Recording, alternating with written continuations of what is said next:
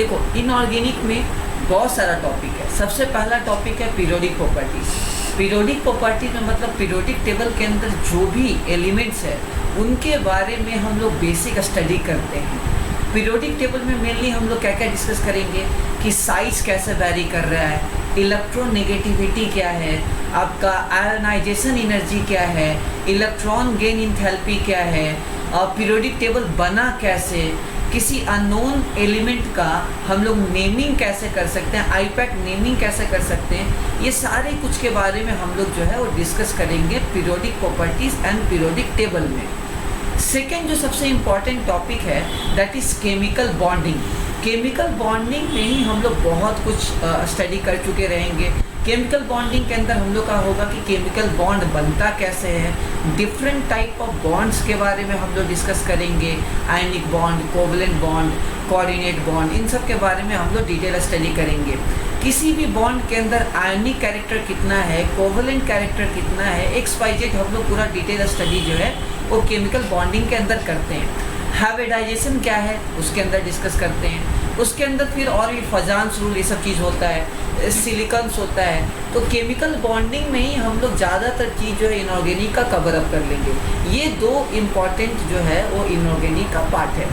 फिर 11 के अंदर फिर ब्लॉक केमिस्ट्री है, S ब्लॉक है, P ब्लॉक है, ठीक है ना, समय आ रहा है। P ब्लॉक के अंदर ग्रुप 13 और ग्रुप 14 के बारे में हम लोग स्टडी करेंगे।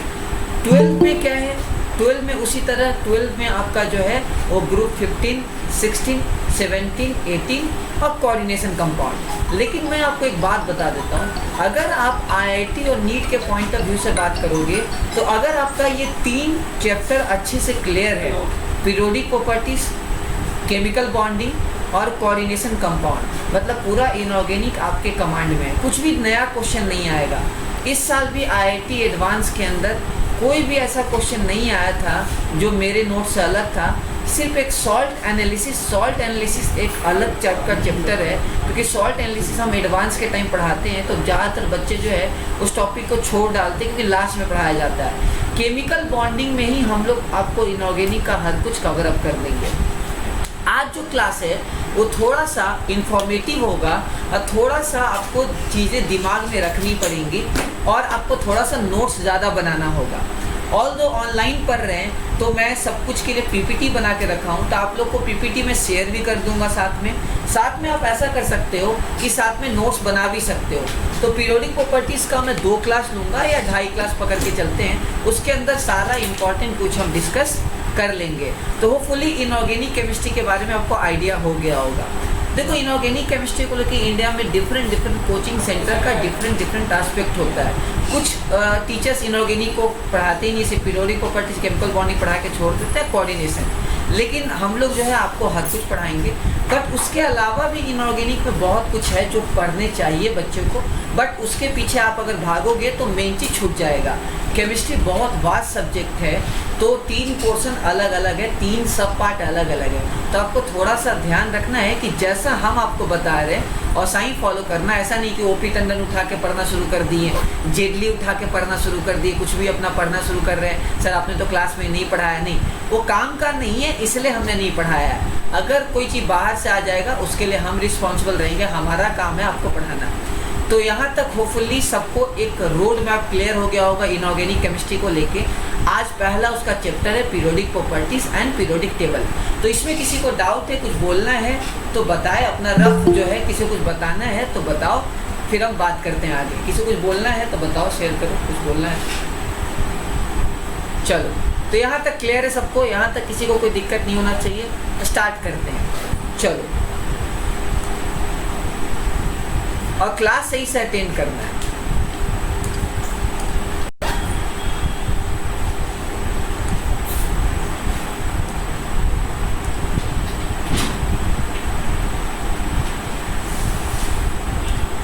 यहाँ तक दिख रहा है सबको स्क्रीन दिख रहा है, एक बार चेक कर लो, स्क्रीन दिख रहा है।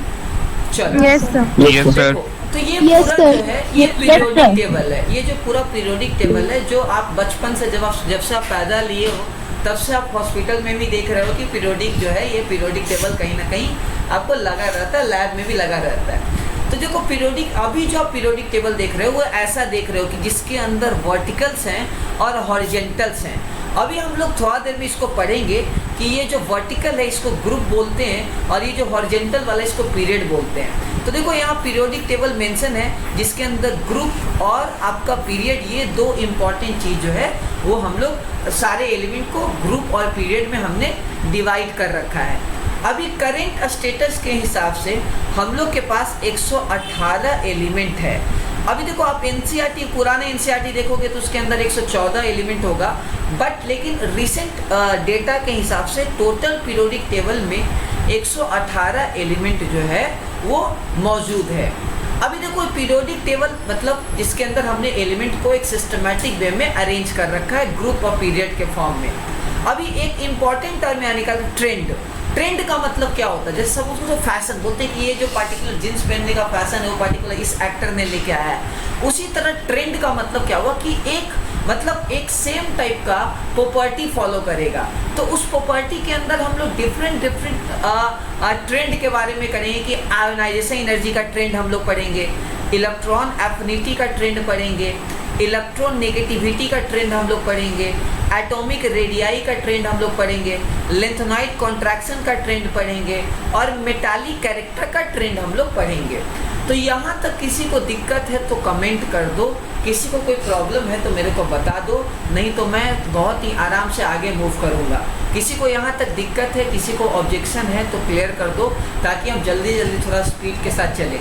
यहाँ तक आइडिया क्लियर है? हाँ। पीरियोडिक ट्रेंड सर, ट्रेंड का मतलब क्या? पीरियोडिक ट्रेंड सर क्या है? पीरियोडिक ट्रेंड का अभी थोड़ा देर बाद पढ़ेंगे हम लोग, फेसेस को पढ़ेंगे। ट्रेंड का मतलब क्या होता है कि एक टाइप का रेगुलर पैटर्न फॉलो करना।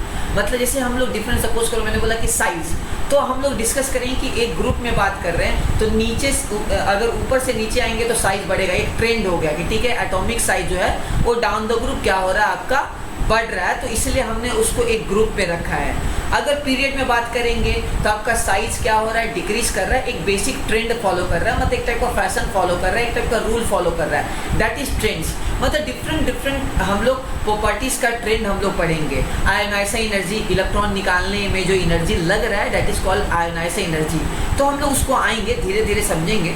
मतलब हम लोग का मेनली क्या डिस्कशन होगा लास्ट में जाके कि कोई भी ग्रुप में ट्रेंड कैसे फॉलो हो रहा है, कौन सा ट्रेंड का तरीका क्या होगा, डिक्रीजिंग होगा, इंक्रीजिंग होगा, रिमेन कांस्टेंट होगा, इन सब के बारे में हम लोग डिस्कस करेंगे। यहाँ तक किसी को दिक्कत है तो बोलो, यहाँ तक किसी को दिक्कत है तो बताओ। कोई दिक्कत है?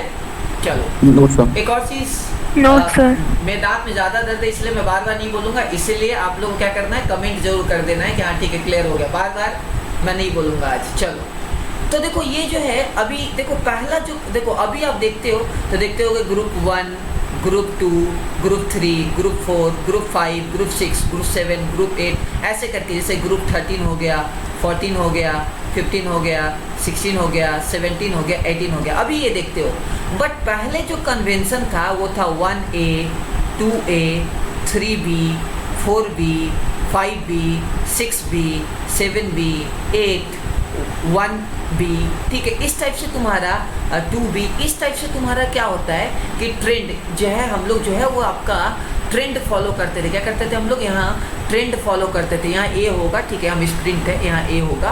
तो इस टाइप से पहले ओल्ड कन्वेंशन था, न्यू कन्वेंशन था। तो अभी तो आप लोग देख रहे हो कि ठीक है हम लोग पीरियोडिक टेबल को इस टाइप से देख रहे हैं। ये देखो नीचे ए ब्लॉक एलिमेंट अभी हम लोग पढ़ेंगे। जैसे ये वाला जो दोनों ग्रुप है वो क्या एस ब्लॉक है, ये क्या है आपका पी ब्लॉक है, और ये आपका डी ब्लॉक है, और ये जो नीचे दोनों है ये एफ ब्लॉक है। यहाँ तक किसी को डाउट? मतलब हम लोग सारे एलिमेंट को हम लोग आपका ब्लॉक वाइज भी डिवाइड कर रखे हैं, S block, P block, D block, F block. अभी देखो जिनको जिनको एटॉमिक स्ट्रक्चर अच्छे से नहीं पता होगा उनको शायद दिक्कत हो जाएगा। मैं आपको क्लियर कर देता हूँ। एस को ये एस क्या आपका ये सब सेल है। क्या है? सब सेल है। देखो सबसे पहले क्या होता है, सेल होता है जिसको आप ऑर्बिट बोलते हो। फिर ऑर्बिट के अंदर क्या होता है, सब सेल होता है जिसको एस पी डी एफ बोलते हो, ठीक है ना। और सबसेल के अंदर क्या होता है, ऑर्बिटल होता है। तो ये आपको जो है क्वांटम नंबर्स याद करो, एन एल एम और इस ms, ये तुम्हारा 4 क्वांटम नंबर से आप किसी भी इलेक्ट्रॉन का एड्रेस पता करते हो। तो इसीलिए जो लास्ट इलेक्ट्रॉन s में जाएगा, s सब सेल के अंदर जाएगा तो s ब्लॉक के अंदर आएगा। अगर लास्ट इलेक्ट्रॉन आपका p सब सेल के अंदर जाएगा तो p ब्लॉक के अंदर आएगा। वैलेंस इलेक्ट्रॉन अगर d ऑर्बिटल के अंदर आएगा, मतलब d सब सेल के अंदर आएगा तो उसको d ब्लॉक के अंदर बोलेंगे। और अगर कोई इलेक्ट्रॉन लास्ट वाला f के अंदर आएगा तो f ब्लॉक के अंदर बोलेंगे। इसलिए हम लोग ब्लॉक केमिस्ट्री में बोलते हैं s block element, p block element, d block और f ब्लॉक। अभी देखो s में 2 ग्रुप है, ग्रुप 1 और ग्रुप 2। p में कौन सा है? 13, 14, 15, 16, 17, 18। 13 और 14 जो है हम 11 में पढ़ते हैं जाके p ब्लॉक में, और 15 से लेके 18 जो है हम लोग पढ़ेंगे क्लास 12 में। तो आपको होपफुली पूरे पीरियोडिक टेबल का आइडिया हो गया होगा। यहाँ तक किसी को डाउट है तो जल्दी से बोल दो। यहाँ तक किसी को डाउट? यहाँ तक सर नो डाउट। चल नो सर। चल नो सर। अब चलो ठीक है, लेकिन ये पीरियोडिक टेबल तो भगवान ने तो नहीं बनाया है, इसको हम इंसान ने बनाया है। और इंसानों से तो गलतियां होते रहती है कि इंसान क्या है? गलतियों का पुतला है कि नहीं? क्या है भाई? गलती, इंसान क्या है? गलतियों का क्या है? पुतला है ना भाई, है कि नहीं? इंसान क्या है? गलतियों का पुतला है। अभी देखो, चलो अभी देखो क्या है कि कहीं ना कहीं से क्या है कि ये बना होगा पीरियोडिक टेबल। तो कोई ना कोई सपोज करो सफल्या टाइप का साइंटिस्ट होगा, सुमित टाइप का साइंटिस्ट होगा, कविता टाइप की साइंटिस्ट होगी।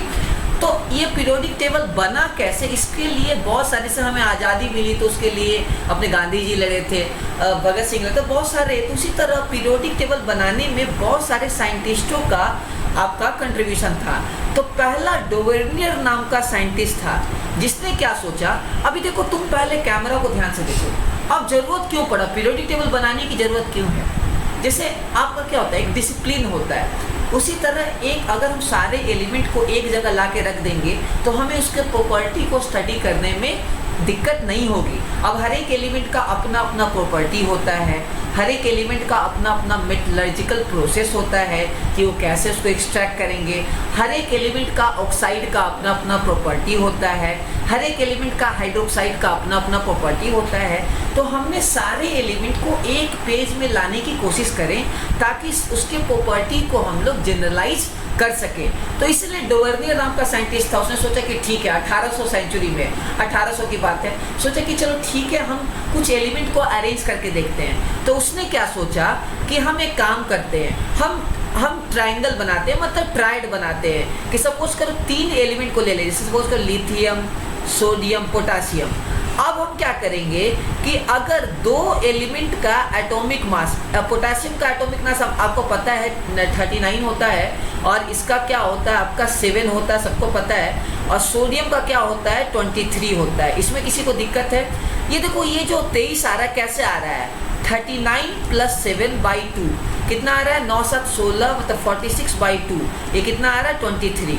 तो डोवर्नियर ने क्या किया, ये इस टाइप का ट्रेड बनाया और उसने बोला कि 2 एलिमेंट का एटॉमिक मास का एवरेज मिडिल वाले के बराबर आएगा। इसका मतलब ये तीनों का प्रॉपर्टी क्या होगा? सेम होगा। मतलब लिथियम, सोडियम, पोटासियम, इन तीनों का जो प्रॉपर्टी है वो ऑलमोस्ट क्या आएगा? सेम आएगा। और अभी आपने देखा होगा कि आपके अभी मॉडर्न पीरियोडिक टेबल के अकॉर्डिंगली वो तीनों सेम ग्रुप में रहते हैं। तो डोवेर्नियर का कॉन्सेप्ट था कि 2 एलिमेंट का अगर एटॉमिक मास का एवरेज लेंगे तो मिडिल वाले के बराबर आना चाहिए। अगर वो फॉलो कर रहा है इसका मतलब वो तीनों एलिमेंट का प्रॉपर्टी क्या होगा? सेम होगा। बट ये हर के लिए ट्रू था नहीं, इसलिए जाके फेल हो गया। जैसे एग्जांपल देखो, लिथियम, सोडियम, पोटासियम का, फिर हम ले सकते हैं आपका आयरन, कोबाल्ट, निकिल का। तो निकिल को सबको पता है 58.6 होता है, और इसका क्या होता है 58.9 होता है, और आयरन का आपका 56 के आसपास होता है। देखो इन दोनों का जो एवरेज है वो क्या आएगा? यहाँ आएगा। तो इस टाइप से इसने क्या किया, 3 एलिमेंट का ट्रेड बनाया। देखो ये 3 एलिमेंट का ट्रेड बनाया, ठीक है, कि 3 एलिमेंट का हम अगर इस टाइप से अरेंज करेंगे तो प्रॉपर्टी क्या आएगा? सेम आएगा। उसी तरह जैसे सपोज करो फ्लोरीन, क्लोरीन, ब्रोमीन। ब्रोमीन का मास 80 और फ्लोरीन का 19। अगर आप एवरेज लोगे 18 + 19 डिवाइडेड 2 लोगे तो कितना होगा? कोई देख के बताओ तो 99/2, ठीक है ना? कितना आ जाएगा? हाँ ठीक है, तो इस टाइप से करके, 30। हाँ तो इस कितना आ जाएगा, ध्यान से देख लेना, ध्यान से कितना आ रहा है 99/2। तो इस टाइप से एक अप्रोक्सीमेटली जो है वो डेटा जो है फॉलो, बट ये सबके लिए ट्रू नहीं हो पाया। तो इस टाइप से डोवेर्नियर जो है वो फेल हो गया, बट इसने कुछ एलिमेंट को arithmetic mean of atomic mass पे बनाया। अब क्वेश्चन कैसा आ सकता है एग्जाम में कैसा क्वेश्चन आ सकता है कि जो डोवेर्नियर ट्रेड है उसका बेसिस क्या था, तो उसका बेसिस था एटॉमिक मास का एवरेज, 3 एलिमेंट का एटॉमिक मास का एवरेज लेके मिडिल वाले के बराबर करके रख रहा था। तो इसी को हमने बोल दिया ट्रायड, क्या ट्रायड, TRI मतलब 3, तो ट्रायड बना दिया। तो इस टाइप से, बट ये सब एलिमेंट के लिए ट्रू नहीं हो सका, तो बाद में जाके फेल हो गया। किसी को दिक्कत यहाँ तक, पहला दिक्कत क्लियर है, किसी को डाउट? No sir. नहीं सर। No sir. चलो। No sir. तो इस टाइप से आप लिख लोगे यहाँ, मैं नोट्स भी आपको शेयर कर दूंगा। आगे नेक्स्ट साइंटिस्ट, उसके 60 साल बाद, न्यूलैंड लॉ एक्टिव। इसने बोला हम सारे गा मा पा धा निसा गाएंगे, सा रे गा मा पा धा नी सा। अभी देखो ये म्यूजिक जानबूझ के मैं नहीं गा रहा, उसने ऐसा सोचा। उसने क्या सोचा कि हम एलिमेंट को हम ऑक्टेट की तरफ फॉलो करें, कि जो मेरा म्यूजिकल चीज़ है सा रे गा मा पा धा नी सा, जब वो रिपीट होगा राइम तो उस एलिमेंट का प्रॉपर्टी भी रिपीट होने लगेगा। तो वो जो है वो न्यूलैंड ऑक्टेव ने ये सोचा। तो देखो इस टाइप से इसने एलिमेंट को अरेंज किया, तो सा रे गा मा पा धा नी सा। तो इस टाइप से लिथियम और सोडियम का प्रॉपर्टी ऑलमोस्ट सेम आ गया, बट ये भी जो है वो बहुत ज़्यादा एलिमेंट के लिए ट्रू नहीं हो पाया था, क्योंकि उस समय ऑलमोस्ट 60 से 65 एलिमेंट ही, मतलब 32 से 33 एलिमेंट ही आपका थे। तो सारे एलिमेंट के लिए फिर से ट्रू नहीं हुआ, तो ये भी बेचारा परेशान हो गया और इसने भी छोड़ दिया। फिर थर्ड जो है वो हमारा आया लूथर मेयर। अभी देखो मैं आपको बता दूं, ये सबको छोटा छोटा चीज़ आपको याद रखना है। अभी देखो लूथर मेयर ने क्या किया, अभी देखो लूथर मेयर को हम समझते हैं। लूथर मेयर ने क्या किया, थोड़ा इसको मैं बड़ा कर देता हूँ, दिख रहा है सबको, दिख रहा है ना? चलो देखो लूथर मेयर ने क्या किया कि ग्राफ बनाया। ग्राफ क्या बनाया, तुम्हारा atomic volume versus atomic mass का ग्राफ बनाया इसने।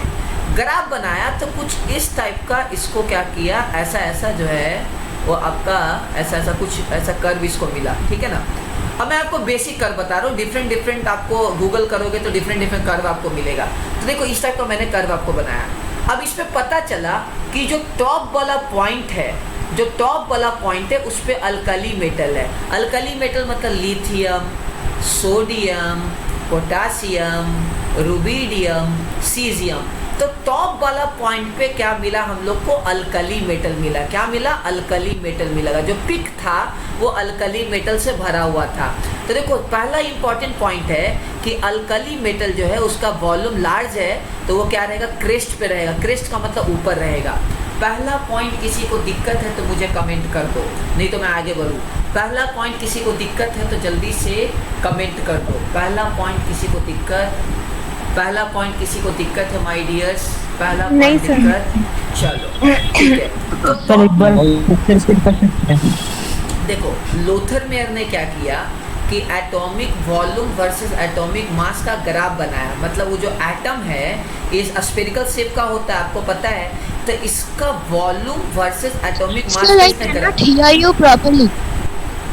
बाबू I think your network is weak. मेरा नेटवर्क सबको आ रहा है ना, शायद सबको आ रहा है ना, सबको आ रहा है ना शायद। हाँ सर क्लियर है। Yes, sir. आपका Yes, नेटवर्क sir. प्रॉब्लम है बाबू, हाँ सर आ रहा ठीक है। है। हाँ हाँ सर। आपका नेटवर्क में सर प्रॉब्लम है। ट्राई करो, रिकॉर्डिंग पे ऐसा मैं कर रहा हूँ, आपको मैं दे दूंगा अगर रिकॉर्डिंग चला तो। क्योंकि क्या होता है OBS में मतलब इतना ज़्यादा डेटा चलता है ना कि कभी कभी क्या होता है कि वो क्रैश हो जाता है।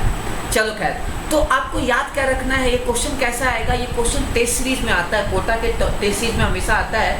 और साथ में IIT और आपका नीट में बहुत ही है, मल्टी करेक्ट आ सकता है। नीट में सिंगल करेक्ट में आ सकता है, बट उसको मल्टी में दे सकता है।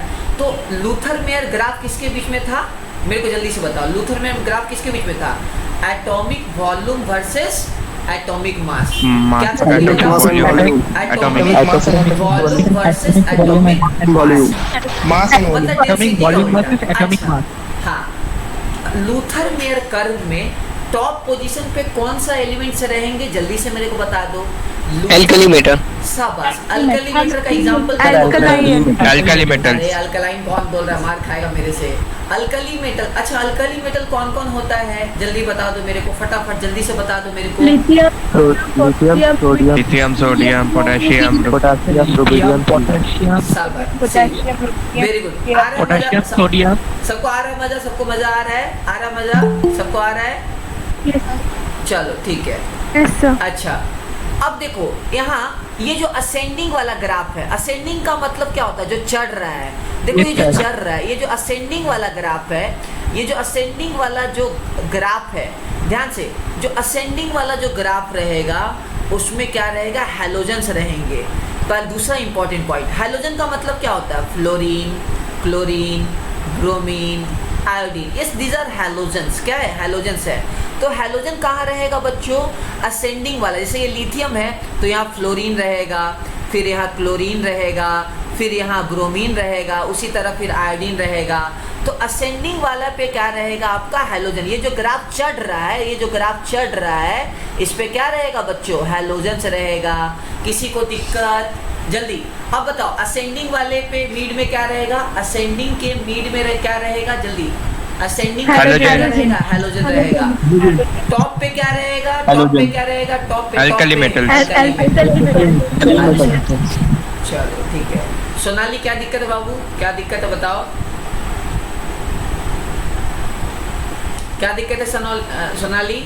सर हाँ सर हाँ बोलो बोलो बाबू बोलो। हाँ सर असेंडिंग में सर हैलोजन रहेगा सर, असेंडिंग तो सर पूरा एक स्ट्रेट लाइन है, सर कहाँ रहेगा, बीच में कहीं भी?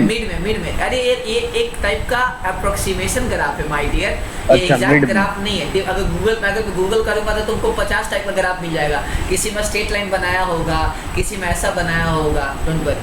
मतलब मैं जो आपको पढ़ाता हूँ तब आपको, हाँ बोलो, हाँ हाँ हाँ देखो इनऑर्गेनिक क्या है ना, बहुत ही सर आपका वॉइस कट रहा है सर। तुम्हारे नेटवर्क की प्रॉब्लम है यार, मेरा नेटवर्क तो वाईफाई से चल रहा है। हाँ सर मेरे पास भी नहीं, आवाज बहुत सर आपका अच्छे से वॉइस नहीं कट रहा आ है। रही। हाँ sir, the audio is not clear. Right now check करो, Hello. अभी आ रहा है, अभी आ रहा है, देखो तो अभी आ रहा है, अभी आ रहा है, अभी आ रहा है क्या? सर एक सेकंड सर, हम लिख क्या आ रहा है, अभी आ Yes, रहा है, sir. सबको आ रहा है भाई? Yes sir. चलो ठीक है। हाँ सर। तो चलो दो इम्पोर्टेंट पॉइंट हाँ, क्लियर सर। हो गया हाँ, कि लूथर मेयर कर्व जो है वो Luther Meyer curve atomic volume versus atomic mass के बीच में बनाया गया था। और वो जो ग्राफ था उसके अंदर टॉप पे क्या था, अल्कली मेटल था, और आपका असेंडिंग पे क्या था, आपका हैलोजन था। चलो अब आगे आते हैं। जो डिसेंडिंग होगा, जो डिसेंडिंग वाला पार्ट होगा, जो डिसेंडिंग वाला पार्ट होगा, उसके मीड पे क्या रहेगा, अल्कलाइन अर्थ मेटल। क्या रहेगा, अल्कलाइन अर्थ मेटल। जो डिसेंडिंग रहेगा वो क्या रहेगा, अल्कलाइन अर्थ मेटल। अब अल्कलाइन अर्थ मेटल कौन कौन सा होता है, जल्दी से बता दो। Beryllium, magnesium, calcium, strontium, barium. तो ये तीन चीज क्लियर हो गया। ये कहाँ रहेगा, टॉप पे रहेगा। ये कहाँ रहेगा, हाँ हाँ बिल्कुल। ये कहाँ रहेगा बच्चों, ये आपका रहेगा असेंडिंग वाले ग्राफ पे बीच में रहेगा। ये कहाँ रहेगा, डिसेंडिंग वाले ग्राफ पे रहेगा। ये कहाँ रहेगा, असेंडिंग वाले ग्राफ पे रहेगा। किसी को दिक्कत, किसी को ऑब्जेक्शन, किसी को ऑब्जेक्शन, जल्दी से बता दो ऑब्जेक्शन किसी को बच्चों, किसी को दिक्कत है, ये तीनों चीज क्लियर है? No sir. देखो ये थोड़ा सा ना समझना भी है, थोड़ा सा रटना भी है। देखो केमिस्ट्री में थोड़ा सा इंफॉर्मेशन लेंगे और थोड़ा सा समझेंगे, नोट्स को सही से बनाएंगे, कोई भी क्वेश्चन नहीं छूटेगा, ठीक है? नोट्स को सही से बनाना है, ठीक है ना? चलो एक और चीज़, कभी भी आपको लगे कि आपने कहीं और ये चीज़ देखा है, आप शेयर कर सकते हो कि सर हमने ये चीज़ इस बुक में ये देखा है। क्योंकि अभी थोड़ा देर पहले मैं आपको बताऊं कि एनसीईआरटी में 4 साल पहले वो कॉन्सेप्ट को गलत लिखा हुआ था। ठीक है। उस पर मैं आज वीडियो भी बनाने वाला हूँ, साइज पे मैं आपको दिखाऊंगा भी, ठीक है ना। तो आपको कहीं लगे कि आपने ये पढ़ा है, और मैंने फिर सेंगेज भी खोला, वहाँ भी देखा, तो ऑर्गेनिक में आपको सेंगेज में कम से कम 20-30 गलतियाँ दिखा दूंगा। तो आपको कहीं भी केमिस्ट्री में खास करके, ऑल्दो मैं तीनों पढ़ाता हूँ, बट लेकिन कहीं भी अगर केमिस्ट्री को लेकर आपको लगे कि ये चीज़ को यहाँ इस बुक में ये लिखा हुआ, आप जरूर मुझसे कंसल्ट करो कि सर मैंने यहाँ पढ़ा है, आपने ये लिखवाया है, तो अच्छा रहेगा। चलो, तो यहाँ 3 चीज़ क्लियर हो गया। और जो डाउन द रहेगा, जो डाउन में रहेगा, वो सब ट्रांजिशन एलिमेंट्स रहेंगे। ट्रांजिशन एलिमेंट्स कौन सा? जो डी ब्लॉक के एलिमेंट्स हैं वो क्या रहेंगे? ट्रांजिशन एलिमेंट्स रहेंगे। जो नीचे रहेंगे क्या रहेंगे? आपका ट्रांजिशन एलिमेंट होंगे। क्या रहेंगे? ट्रांजिशन एलिमेंट रहेंगे। क्या रहेंगे? ट्रांजिशन एलिमेंट रहेंगे। अब बोलोगे सही से कैसे पता चला? तो देखो ये क्या है कि जो भी एलिमेंट सेम प्रॉपर्टी फॉलो करेगा ना, वो सेम तरीके से कर्व पे रहेगा। जैसे अल्कली मेटल का प्रॉपर्टी ऑलमोस्ट सेम है, तो सारा टॉप पे है। सारा क्या है? टॉप पे है। जैसे आपका अल्कलाइन अर्थ मेटल का प्रॉपर्टी सेम है, तो ये डिसेंडिंग पे है, तो हर जगह क्या है? डिसेंडिंग में है। यहाँ तक क्लियर? यहाँ तक क्लियर? अब ये क्वेश्चन कैसा आया था नीट में, मैं बता देता हूँ। Yes sir. था which of the following are correct statement regarding Lothar Meyer curve. अब जिस बच्चे को नॉलेज नहीं होगा वो लटक जाएगा, जिसको नॉलेज होगा वो धड़ाधड़ मार देगा। केमिस्ट्री के लिए 45 मिनट सफिशिएंट है। चलो, केमिस्ट्री में हमारे यहाँ कहते हैं, अरे वन नीट में बात करें तो तुम्हारा 169 या 170 आया है, ठीक है, आउट ऑफ 180। चलो, अब नेक्स्ट जो है वो लूथर मेयर के बाद मेंडलीव आया। क्या आया? मेंडलीव आया। क्या है? मेंडलीव नाम का साइंटिस्ट आया। सबको दिख रहा है? सबको दिख रहा है? ठीक है, मेंडलीव आया। Yes, ठीक sir. है। मेंडलीव ने क्या किया कि एलिमेंट को on the basis of atomic mass arrange किया। मतलब जिसका एटॉमिक मास कम है उसको पहले रखा, जिसका एटॉमिक मास ज़्यादा है उसको बाद में रखा। ठीक है ना। तो आपको ही पता है कि अभी एटॉमिक मास लेफ्ट से राइट जाओगे तो बढ़ेगा, ऊपर से नीचे आओगे तो बढ़ेगा। तो मेंडलीव का सोचने में बहुत बड़ा हाथ था, पीरियोडिक टेबल के एक बेसिक कॉन्फ़िगरेशन को देने में बहुत बड़ा हाथ था। तो उसने क्या किया कि एलिमेंट को on the basis of atomic mass उसने क्या किया? अरेंज किया। इसका बेसिस क्या था? एटॉमिक मास का बेसिस था। क्या था? एटॉमिक मास के बेसिस पे मेंडलीव ने पूरे पीरियोडिक टेबल में एलिमेंट को अरेंज किया। बट आपको भी पता है जैसे कोबाल्ट, निकिल, कॉपर, जिंक। आपको पता है कोबाल्ट का अगर एटॉमिक मास की बात करें तो 58.9 है, और निकिल की बात करें तो 58.6 है। सबको पता है? किसी को डाउट? किसी को दिक्कत? किसी को दिक्कत है? जल्दी बोलो, किसी को दिक्कत है? अब यहाँ आपको पता है कि कोबाल्ट पहले आता है, ठीक है, समझ रहा है, ठीक है, क्लास 27, 28, 29, 30। अभी देखो कोबाल्ट सबको पता है पहले आता है, निकिल बाद में आता है। फिर भी कोबाल्ट का एटॉमिक मास ज़्यादा है और निकिल का एटॉमिक मास कम है। अब इस चक्कर में मेंडलीव पगला गया। उसने बोला कि अरे यार ये तो मैं तो अरेंज कर दिया, बट पीरियोडिक टेबल में तो ऐसा होने जा रहा है। तो इसलिए मेंडलीव का भी रूल फ्लॉप हो गया। एक और रूल फ्लॉप हुआ कि आपको पता है हाइड्रोजन के भी 3 आइसोटोप होते हैं। आपका हाइड्रोजन इटसेल्फ हो गया, ड्यूटेरियम हो गया, ट्रिटियम हो गया। आपको पता है, अब आपको पता है कि तीनों का एटॉमिक मास अलग अलग है। तो एटॉमिक मास अलग अलग है तो आपको एक ही एलिमेंट के लिए 3 जगह चाहिए होगा पीरियोडिक टेबल में। अब 3 प्लेस कहाँ से लेके आ पाओगे? ऐसे तो हर का आइसोटोप होगा, तो कितना सारा पीरियोडिक टेबल तो इतना छोटा की जगह इतना बड़ा बन जाएगा। तो आइसोटोप के बारे में कुछ भी इंफॉर्मेशन तुम्हारा मेंडलीव नहीं दे पाया, जिसकी वजह से उसका डिमेरिट्स हो गया और ऑलमोस्ट मेंडलीव का भी जो है बहुत सारा रूल फ्लॉप हो गया। बट मेंडलीव का बहुत बड़ा कंट्रीब्यूशन है हमारे मॉडर्न पीरियोडिक टेबल में, क्योंकि उसने ही बहुत अच्छे तरीके से सोच के अरेंज किया। एक और चीज़ का अच्छा था, मेरिट्स क्या था कि जैसे सपोज करो कि मान लो हम बात करते हैं, आपको पता है बोरोन हो गया, एल्युमिनियम हो गया, गैलियम हो गया।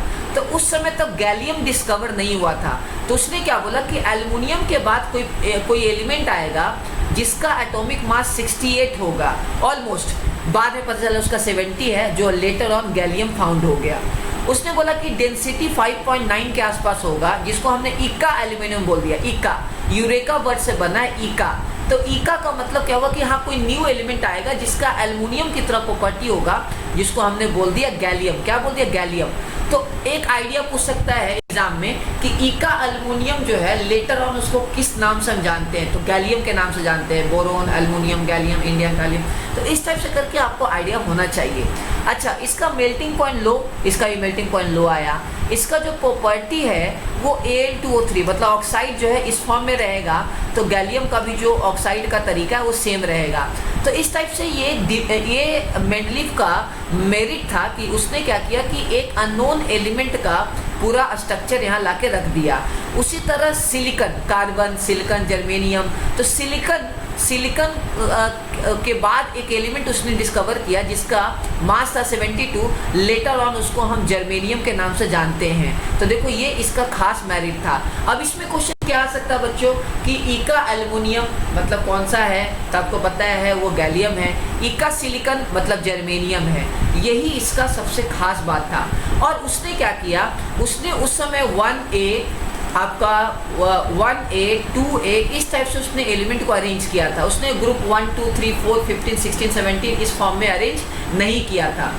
तो मेंडलीव का बहुत बड़ा रोल था। बट मेंडलीव के टाइम हार्डली 65 एलिमेंट वहाँ मौजूद थे, इसीलिए मेंडलीव का जो है वो बहुत ज़्यादा रूल फॉलो नहीं कर पाया। बट उसकी बात से ही मोस्ले ने बहुत सारा कॉन्सेप्ट सोचा और फिर मॉडर्न पीरियोडिक टेबल डेवलप कर दिया। यहाँ तक किसी को दिक्कत है तो पूछ लो, नहीं तो फिर आगे बढ़े।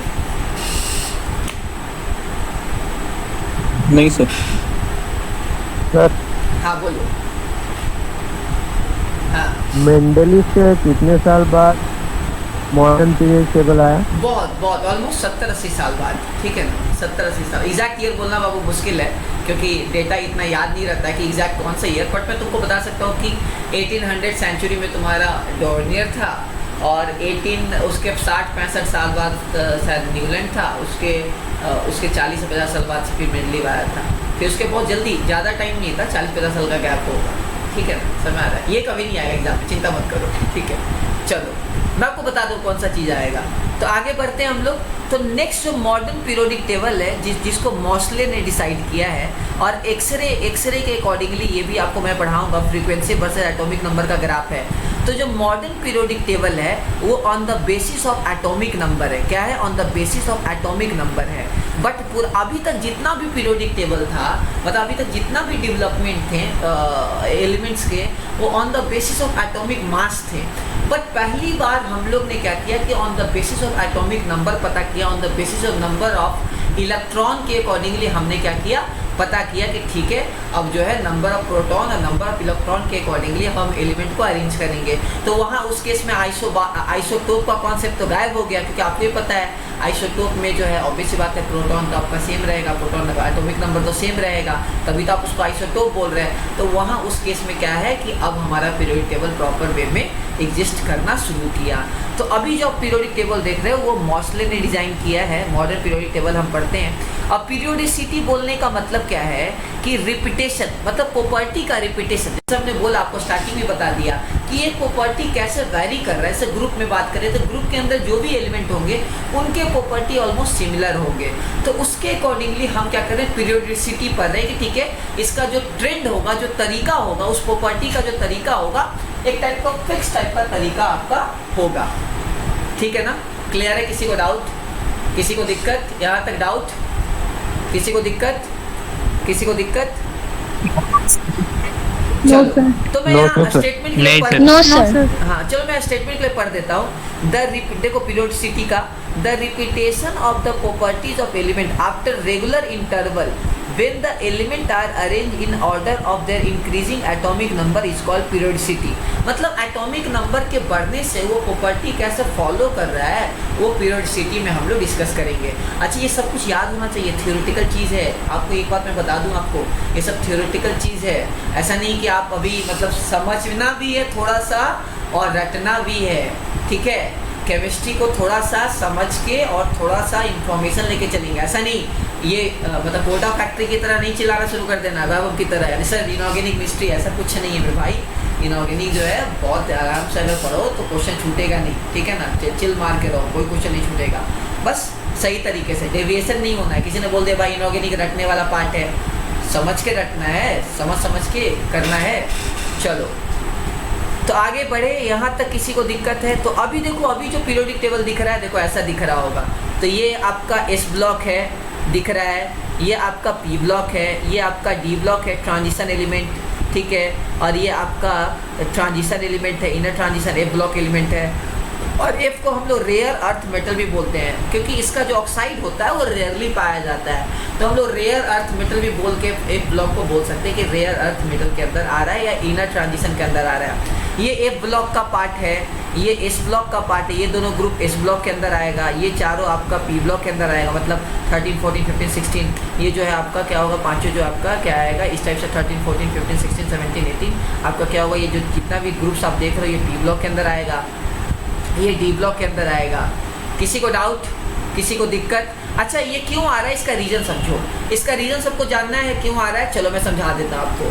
अच्छा देखो, जो 11 के बच्चे होंगे जिनका एटॉमिक स्ट्रक्चर नहीं हुआ होगा उनके लिए मैं थोड़ा सा बोल रहा हूँ, ठीक है, सुनना ध्यान से। आपको इलेक्ट्रॉनिक कन्फिग्रेशन कैसे लिखते हैं, देखो 1s 2s 2p 3s 3p 3d 4s 4p 4d 4f, उसी तरह 5s 5p 5d 5f, इस टाइप से।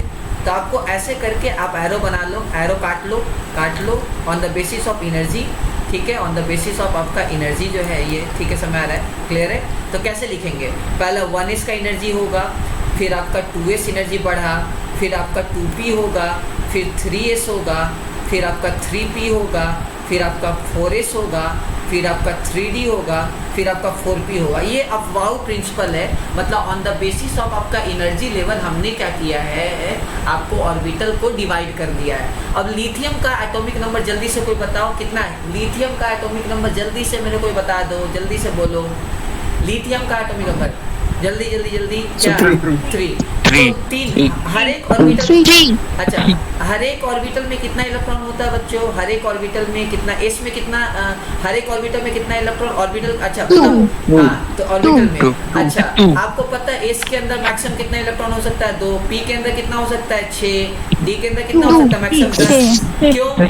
क्योंकि आपको पता है पी के अंदर कितना ऑर्बिटल्स हो सकता है, 3 ऑर्बिटल हो सकता है, तो इलेक्ट्रॉन 6 होगा, क्योंकि एक ऑर्बिटल में 2 इलेक्ट्रॉन। एस के अंदर एक ही ऑर्बिटल है, आपका डी के अंदर 5 ऑर्बिटल है, आपको पता है, तो इसलिए 10 इलेक्ट्रॉन। तो चलो बढ़ते हैं, 2 और 1, चलो तो माइक अपना म्यूट कर लो, इसका माइक ओपन है म्यूट कर लो प्लीज, जिसका माइक ओपन है प्लीज म्यूट कर ले वरना इको होगा। चलो ठीक है, तो देखो ये जो लास्ट वाला जो इलेक्ट्रॉन आ रहा है कहाँ आ रहा है, जल्दी बताओ, जो लास्ट वाला इलेक्ट्रॉन आ रहा है कहाँ आ रहा है, जल्दी बताओ, लास्ट वाला इलेक्ट्रॉन कहाँ आ रहा है, एस के अंदर आ रहा है, किसके अंदर आ रहा है, एस के अंदर आ रहा है। इसलिए क्या है, इसको हम लोग किसके अंदर बोल रहे हैं, ये एस ब्लॉक के अंदर आ रहा है, क्या आ रहा है, एस ब्लॉक के अंदर आ रहा है। जैसे सोडियम है, तो सोडियम का एटॉमिक नंबर कोई मेरे को जल्दी से बताओ, सोडियम का एटॉमिक नंबर जल्दी से बताओ, 11 2 4 6 4 10 1 11। आगे लास्ट इलेक्ट्रॉन किसमें आया, लास्ट इलेक्ट्रॉन किसमें आया बच्चों, जल्दी लास्ट इलेक्ट्रॉन किसमें आया, इसलिए किसके अंदर आ रही है, इसलिए किसके अंदर आ रहा है, इस ब्लॉक के अंदर आ रहा है, ठीक है, इसलिए किसके अंदर आ रहा है, इस ब्लॉक के अंदर।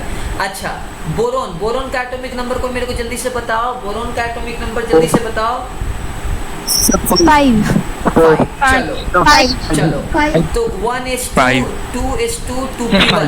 अच्छा ये लास्ट इलेक्ट्रॉन किसमें आ रहा है बच्चों, लास्ट इलेक्ट्रॉन किसमें आ रहा है, P में, पी में, इसलिए इसलिए किसके अंदर आ रहा है, इसलिए पी ब्लॉक के अंदर आ रहा है, क्या आ रहा है बच्चों, ये पी ब्लॉक के अंदर आ रहा है, क्या आ रहा है, पी ब्लॉक के अंदर आ रहा है। तो अब क्लियर हो गया, जैसे जिंक 4s2 3d10, ठीक है ना, 4s2 3d10, तो आपको पता है, तो इस टाइप से मतलब 4s, तो 4s आ गया, इसका मतलब क्या होगा आपका 4p भी होगा 4d भी होगा, क्लियर है, पक्का डाउट। तो इस ये किसके अंदर आ रहा है आपका, डी ब्लॉक के अंदर आ रहा है, किसके अंदर आ रहा है, डी ब्लॉक के अंदर आ रहा है। तो ऐसे करके हम लोग पता करेंगे कि लास्ट वाला जो इलेक्ट्रॉन है वो कौन से ऑर्बिट के अंदर आ रहा है, तो उसके अकॉर्डिंगली हम लोग को पता चल जाएगा कि आपका जो है वो लास्ट इलेक्ट्रॉन कौन से किस में आ रहा है, उसके अकॉर्डिंगली हम बोल देंगे कि वो पी ब्लॉक के अंदर है या आपका डी ब्लॉक के अंदर है। किसी को दिक्कत, किसी को प्रॉब्लम अब समझ में आ रहा है क्यों उसको इस ब्लॉक के अंदर डाला जाता है, क्यों उसको पी ब्लॉक के अंदर डाला जाता है, क्यों आपको इसके लिए इलेक्ट्रॉनिक कन्फिगरेशन अच्छे से पता होना चाहिए। इसके लिए एटॉमिक स्ट्रक्चर जब आपको पढ़ाया जा रहा होगा या जब मैं आपको पढ़ाऊंगा तो आपको बता दूंगा, तो आपको रफ आइडिया के लिए। हाँ सर थोड़ा सा एक बार सर रिपीट कर दीजिएगा सर, वो एटॉमिक नंबर से सर कैसे आप इलेक्ट्रॉन को देखो इधर देखो। पहली बात ये इलेक्ट्रॉनिक कन्फिगरेशन लिखने आना चाहिए, ये तरीका याद कर लो। पहला लो एनर्जी 1s, एनर्जी पता ना किस पे डिपेंड करता है, n प्लस एल पे डिपेंड करता है, पता ना। n का मतलब आपका प्रिंसिपल क्वांटम नंबर, l का मतलब एजीमुथल क्वांटम नंबर, आपको पता है ना। ऑर्बिटल क्वांटम नंबर, ये आपको पता होना चाहिए कि किसी भी इलेक्ट्रॉन को डिनोट करने के लिए 4 क्वांटम नंबर का सहारा लेना पड़ता है, ठीक है। स्क्रोडिंजर इक्वेशन याद करो, ठीक है ना, क्लियर है, पक्का डाउट। तो अभी के लिए समझो कि लिथियम का एटॉमिक नंबर 3 है, तो इलेक्ट्रॉनिक कन्फिगरेशन लिखो तो 1s2 2s1, तो लास्ट इलेक्ट्रॉन कहाँ आ रहा है, s के अंदर आ रहा है, इसलिए इस ब्लॉक के अंदर जा रहा है। सोडियम लास्ट इलेक्ट्रॉन कहाँ आ रहा है, आपका s के अंदर आ रहा है, इसलिए किसके अंदर जा रहा है, ये इस ब्लॉक के अंदर जा रहा है। बोरोन में लास्ट इलेक्ट्रॉन कहाँ आ रहा है, p के अंदर आ रहा है, इसलिए p ब्लॉक के अंदर जा रहा है। जैसे नाइट्रोजन, तो नाइट्रोजन में लास्ट इलेक्ट्रॉन, नाइट्रोजन का एटॉमिक नंबर जल्दी से कोई बताओ, नाइट्रोजन का एटॉमिक नंबर जल्दी से कोई बताओ, जल्दी बताओ। 7 1s2 2s2 2p3, तो ये क्या है आपका, ये कितना है आपका 3 इलेक्ट्रॉन, ये क्या है आपका ऑब्वियस बात है किसके अंदर आ रहा है, p के अंदर आ रहा है, इसलिए क्या इसको बोल दिए p ब्लॉक के अंदर आ रहा है। क्लियर है, पक्का। और भी इसके अंदर एटॉमिक स्ट्रक्चर जब मैं आपको क्वांटम वाला पार्ट पढ़ाऊंगा तो और भी मैं आपको इसका तरीका बताऊं, एस सब शेल कैसा दिखता है, पी सब शेल स्फेरिकल, एस क्या है स्फेरिकल है, पी क्या है डम्बल है, डी क्या है डबल डम्बल है, एफ क्या है कॉम्प्लिकेटेड है, बटरफ्लाई टाइप का है। तो इस टाइप से करके हम पढ़ेंगे। किसी को डाउट, देखो बेसिक के साथ चलो। तुम 4 चैप्टर केमिस्ट्री में अगर स्ट्रॉन्ग कर लें, तुमको केमिस्ट्री में कोई दुनिया की ताकत नहीं रोक सकती। एटॉमिक स्ट्रक्चर, ठीक है, मोल कॉन्सेप्ट, ठीक है, केमिकल बॉन्डिंग, पीरियोडिक प्रॉपर्टीज, ठीक है, और ऑर्गेनिक में जनरल ऑर्गेनिक केमिस्ट्री, ये तुम्हारा 5 टॉपिक पे कमांड है, तो तुम्हारा केमिस्ट्री में एक भी क्वेश्चन नहीं छूटेगा। ये हमेशा मेरा बात है। तो देखो कोई भी टीचर आपको पढ़ाए, ठीक है, आरसी में या कहीं भी कोई भी स्कूल में, ये 4-5 टॉपिक को पूरा दम अच्छे से स्ट्रॉन्ग बना के रखो। तुम्हारा केमिस्ट्री में कोई, मैं हर साल बोलता था कि जीओसी को स्ट्रॉन्ग बनाओ, इस साल एडवांस में जीओसी से 6 क्वेश्चन आए, ठीक है, समझ रहा है। तो इसलिए आपको ध्यान रखना है, जीओसी का मतलब जनरल ऑर्गेनिक केमिस्ट्री। चलो यहाँ तक किसी को दिक्कत है तो बोलो, इसीलिए ब्लॉक के अंदर। चलो आगे बढ़ते हैं। नेक्स्ट, अभी देखो मेटल और नॉन मेटल सबको पता है। मेटल जनरली क्या होता है, हार्ड होता है, आपको पता है, और कहते हैं सॉलिड होता है। बट लेकिन मरकरी क्या है, लिक्विड है। मरकरी एक ऐसा मेटल है जो क्या है, लिक्विड है। तो मरकरी आपको पता होना चाहिए कि मरकरी एक ऐसा मेटल है जो लिक्विड फॉर्म में रहता है। मरकरी जब आपके हाथ पे पिघल जाएगा तो ऐसा रहता है, लिक्विड फॉर्म में रहेगा, रूम टेम्परेचर में भी रहेगा, ठीक है ना। अच्छा, मैं आपको बाद में पढ़ाऊंगा कि मतलब अभी थोड़ा देख लो कि मेटल का melting point, boiling point high रहेगा। इसका जो ऑक्साइड होगा, जैसे सपोज करो मान लो मैंने बोला कि सोडियम, लिथियम ऑक्साइड, सपोज करो मान लो मैंने बोला लिथियम ऑक्साइड या सोडियम ऑक्साइड, तो मेटल का ऑक्साइड क्या होता है, बेसिक इन नेचर होता है। मेटल का ऑक्साइड क्या होता है, बेसिक इन नेचर होता है। तो आपको पता, अभी याद कर लो कि मेटल जो भी ऑक्साइड बनाएगा ऑक्सीजन के साथ, तो मेटालिक ऑक्साइड क्या होगा बच्चों, बेसिक इन नेचर होगा, जिसको हम लोग पढ़ेंगे थोड़ा देर बाद। अच्छा, नॉन मेटल का ऑक्साइड क्या होगा, नॉन मेटल का ऑक्साइड क्या होगा, एसिडिक होगा। क्या होगा, एसिडिक होगा, ठीक है ना। नॉन मेटल का ऑक्साइड क्या होगा बच्चों, एसिडिक होगा। क्या होगा, जैसे कार्बन डाइऑक्साइड को पानी के साथ अगर डाल दोगे तो कार्बोनिक एसिड H2CO3 बना लेगा, जो कि एसिड है एक टाइप का। तो नॉन मेटल का ऑक्साइड, मेरे साथ जल्दी से बोलो, नॉन मेटल का ऑक्साइड एसिडिक होगा या बेसिक होगा, जल्दी बताओ। नॉन मेटल का ऑक्साइड एसिडिक होगा, अच्छा।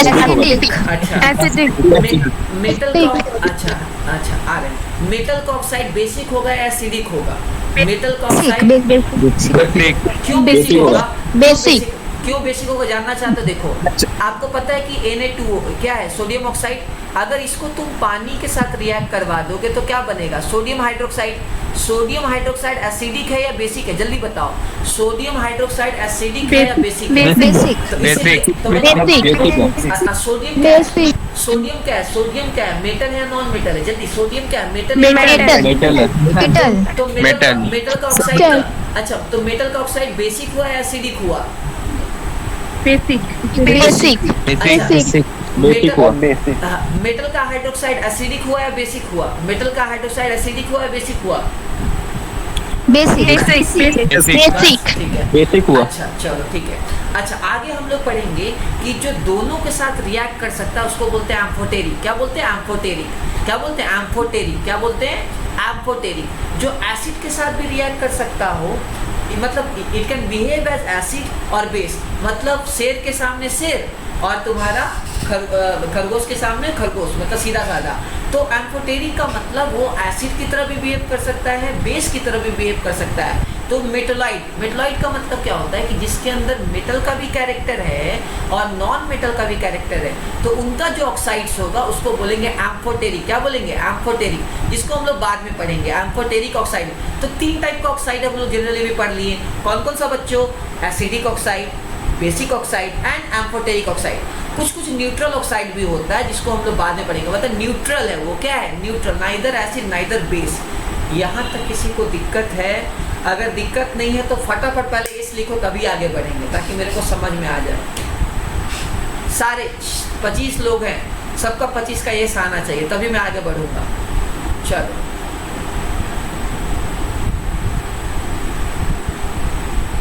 चलो चलो चलो जल्दी जल्दी जल्दी। चलो ठीक है। तो ये छोटा इंफॉर्मेशन आपको हमेशा याद रखना है। तो बगल में कॉपी में लिखते जा रहे हो ना, लिख लो कि oxide of metal are basic in nature. ठीक है, लिख लो oxide and hydroxide of metal. लिखो oxide and hydroxide of metal. Oxide and hydroxide of metal are basic in nature. Oxide and hydroxide of metal are basic in nature.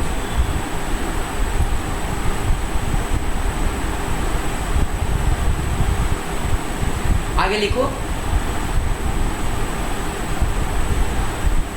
oxide and hydroxide of non-metal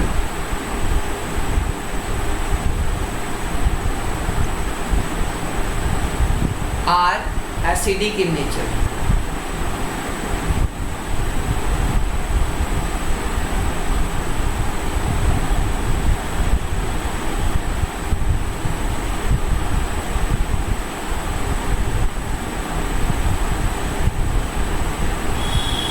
clear है? लिखो exception. लिखो exception. Chemistry में हमेशा क्या याद रखना है? Exception. कुछ चीज़ें एक्सेप्शन याद रखना है। सब कुछ बोले कि एक्सेप्शन याद होना चाहिए। ठीक है, लिखो in case of higher oxidation state, in case of higher oxidation state, oxide of metal, oxide of metal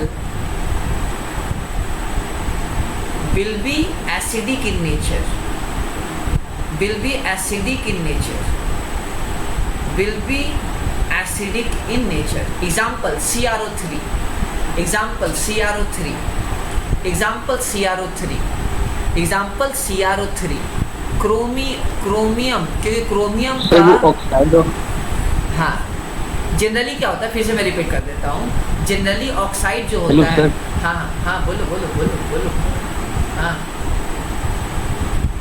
हाँ बोलो सर। ऑक्साइड ऑफ मेटल के बाद से क्या होगा सर? ऑक्साइड देखो मैंने बोला in general oxide of metal are basic in nature, but in case of higher oxidation state of metal sometime oxide may be acidic. अगर हायर ऑक्सीडेशन स्टेट, एक्सेप्शन लिखो, एक्सेप्शन में लिखना कि sometime in case of higher oxidation state, लिखो higher oxidation state, in that case oxide may be acidic in nature, oxide may be acidic in nature. किसी को example CrO3, chromium oxide या chromium try oxide भी लिख सकते हैं आप, कोई दिक्कत नहीं है। किसी को दिक्कत है सर? हाँ sir higher oxidation state sir एक बार एक्सप्लेन कर दीजिए। इसका मतलब क्या है कि देखो ऑक्सीजन स्टेट का मतलब क्या है? टेंडेंसी। सपोज करो, मान लो सपोज करो एसिड धीरे, अभी मैं पढ़ाऊंगा आपको नेक्स्ट, धीरे धीरे चलो। पीरियोडिक प्रॉपर्टीज और केमिकल बॉन्डिंग थोड़ा मिक्स है, इसलिए थोड़ा सा पेशेंस रखना है। जैसे HCl है तो आपको पता है ये पोलर बॉन्ड है। क्यों पोलर बॉन्ड है? क्लोरीन का इलेक्ट्रोनेगेटिविटी ज़्यादा है तो अपनी तक खींचेगा, तो इस पर डेल्टा, तो इसका ऑक्सीजन स्टेट क्या आ रहा है? -1 आ रहा है, ठीक है। जैसे सपोज करो HH है तो आपको पता है दोनों का इलेक्ट्रोनेगेटिविटी सेम है, तो कोई किसी पे बॉन्ड क्रिएट, कोई किसी पे चार्ज क्रिएट नहीं करेगा। तो क्रोमियम अपने हाईएस्ट ऑक्सीजन स्टेट में है, क्रोमियम +6 में है। तो ऐसे केस में क्या होगा, जिसको हम केमिकल बॉन्डिंग में दोबारा पढ़ाएंगे, चिंता मत करो। तुम अभी ये मान के चलो कि कुछ मेटल का ऑक्साइड एसिडिक हो सकता है अगर उसका ऑक्सीडेशन स्टेट अगर हाइयर है तो। किसी को डाउट? सर इसका कोई मतलब स्पेसिफिक रीजन है इसका? मतलब higher oxidation state reason chemical bonding है, रीजन केमिकल बॉन्डिंग। धीरे बेबी स्टेप चलना है, धीरे धीरे, बहुत कुछ पढ़ लिए हैं, धीरे धीरे चलेंगे, सब पढ़ाएंगे। Yes sir. यहाँ तक किसी को डाउट? ठीक है, समझ नो जैसे आप No, sir. हाँ, जैसे आप बोलते हो ना No, कि sir. कितना चीज दिमाग में रखना, कितना नहीं, ये भी आर्ट है। कब क्या पढ़ाना है, कब कितना लेना है, ये भी आर्ट है। वरना सब कुछ अगर एक दिन में ठूस देंगे तो क्या होगा, फट जाओगे तुम। इसलिए ध्यान से। चलो यहाँ तक किसी को दिक्कत है तो बोलो, नहीं तो मैं आगे बढ़ूँ। अच्छा चलो ठीक है, पहले मैं इसमें आ जाता हूँ फिर से। No sir. अच्छा चलो सर नो ठीक है। प्रॉब्लम। अच्छा चलो मैं थोड़ा सा आपको रफ आइडिया दे देता हूँ। देखो नीचे, जितना नीचे आप जाओगे सब मेटल के अंदर जाएगा, सब मेटल के अंदर आएगा। और जितना राइट साइड है दीज आर नॉन मेटल के अंदर आएगा। क्लियर कर देता हूँ मैं, ये सब क्या आएगा? नॉन मेटल के अंदर आएगा। क्या आएगा? नॉन मेटल के अंदर आएगा। जैसे सिलिकॉन, जर्मेनियम, ये सब मेटलॉइड के अंदर आएगा। एक ब्लॉक जितना भी सब मेटल के अंदर आएगा। तो आपको रफ आइडिया होना चाहिए कि राइट साइड जनरली क्या है? नॉन मेटल कैटेगरी वाला है। और जितना नीचे आओगे पीरियोडिक टेबल के उतना ज़्यादा मेटालिक कैरेक्टर होगा, मतलब मेटल होगा। राइट साइड क्या होगा आपका? जैसे fluorine, these are non metal. किसी को दिक्कत है तो जल्दी से बोलो, किसी को दिक्कत है? रफ आइडिया मिल गया कि उधर साइड मेटलॉइड, सिलिकॉन, जर्मेनियम, ये सब मेटलॉइड है। मेटलॉइड का मतलब जिसका कैरेक्टर मेटल से भी मैच करता है और जिसका कैरेक्टर नॉन मेटल से भी मैच करता है। किसी को दिक्कत है तो जल्दी से मेरे को बोल दो। किसी को दिक्कत है तो सर। जल्दी से। हाँ नो सर मेटलॉइड एम्फोरिक एसिड बनाएगा। Amphoteric oxide, not acid, amphoteric oxide. Oxide मतलब क्या हुआ, पढ़ेंगे वही लेकिन बनेगा। अभी बस समझो कि एम्फोटेरिक का मतलब those oxide which can behave as acid और बेस। ठीक है ना, मतलब एसिड भी एज वेल एज एसिड और बेस, किसी भी तरह बिहेव कर सकता है। शेर के सामने शेर और खरगोश के सामने खरगोश। क्लियर है? पक्का डाउट? किसी को दिक्कत? Yes sir. No sir. कोई डाउट? चलो नहीं सर। अच्छा आते हैं, यह क्लियर हो गया पक्का। नीचे जितना आओगे सब मेटल के अंदर आएगा और जितना लेफ्ट से राइट सब, जैसे बोरोन, कार्बन, नाइट्रोजन, ऑक्सीजन, सब नॉन मेटल, ये सब नॉन मेटल कैटेगरी में आएगा। ठीक है ना? क्लियर है? आपको आइडिया होना चाहिए। चलो ठीक है, ये नोवल गैस है, इसके अंदर पूरा कन्फिग्रेशन क्या है? पूरा ऑक्टेट या ड्यूप्लेट कंप्लीट है। चलो कन्फिग्रेशन लिखने आना चाहिए। तो यहाँ तक किसी को दिक्कत है तो बोल दो। अब हम बहुत इंपॉर्टेंट चीज़ में चलना शुरू करेंगे। किसी को यहाँ तक दिक्कत है तो मेरे को जल्दी से बता दो, तब हम आगे शुरू No, करेंगे। sir. साउंड ठीक से नहीं आ रहा। भाई तुम्हारे प्रॉब्लम है भाई, किसी का और तो नहीं। सर तुम्हारा नेटवर्क का इशू हो रहा होगा बाबू, सर देख लेना नेटवर्क का। चलो कोई दिक्कत किसी को? चलो कोई डाउट? No sir. चलो अब हम आते हैं एटम के अंदर। चलो ठीक है, मैं यहाँ से शुरुआत करता हूँ। यहाँ से मेरा शुरुआत एक अलग कैटेगरी में होगा। बात करेंगे एटॉमिक साइज का। एटॉमिक साइज या एटॉमिक रेडियाई, ऑब्वियस सी बात है, साइज बड़ा होगा तो रेडियस भी बड़ा होगा। किसी को दिक्कत है? चलो इसको डिफाइन कैसे करते हैं? आपको ही पता है कि एटम के अंदर क्या होता है। ये न्यूक्लियस है और ये आपका क्या है? ऑर्बिटल्स है। क्या है आपका? ये ऑर्बिटल्स है। क्या है बच्चों? ये आपका ऑर्बिटल्स है। आपको पता, चलो मैं अच्छे से बनाता हूँ क्योंकि आप सबसे, चलो आपको पता है, ऑलरेडी पता है कि ये सब क्या होंगे? ऑर्बिटल्स होंगे। मतलब आपको ऑलरेडी आइडिया है ना। चलो इस टाइप से पूरा एटम है, सपोज करो। ठीक है ना? तो सपोज करो ये लास्ट सेल है, मतलब, और ये आपका न्यूक्लियस है। तो ये जो सेंटर से यहाँ जो डिस्टेंस होगा इसको क्या बोलेंगे? Atomic radius. ये क्या बोलेंगे इसको? Atomic radius. क्या बोलेंगे इसको बच्चों?